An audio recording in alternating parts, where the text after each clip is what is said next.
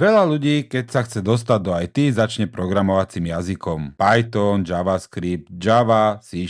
A to dáva zmysel. Lenže často zabúdajú na jednu vec. Dáta. Lebo väčšina aplikácií, systémov a firiem stojí práve na dátach. Používatelia, objednávky, produkty, faktúry, platby, logy, reporty, výsledky testov. To všetko sú dáta. A keď chceš s dátami pracovať, veľmi často narazíš na SQL. SQL nie je len niečo pre databázových administrátorov. SQL využije developer, tester, dátový analytik, backend vývojár, produktový človek, aj človek z technickej podpory. Developer potrebuje zistiť, či sa dáta správne ukladajú. Tester potrebuje overiť, či aplikácia vytvorila správny zoznam databáze. Analytik potrebuje vytiahnuť čísla pre report. Backend developer potrebuje písať dotazy, filtrovať dáta a spájať tabulky. A support často potrebuje rýchlo zistiť, čo sa stalo konkrétnym používateľom alebo objednávkou. Preto ti SQL vie veľmi rýchlo zvýšiť hodnotu.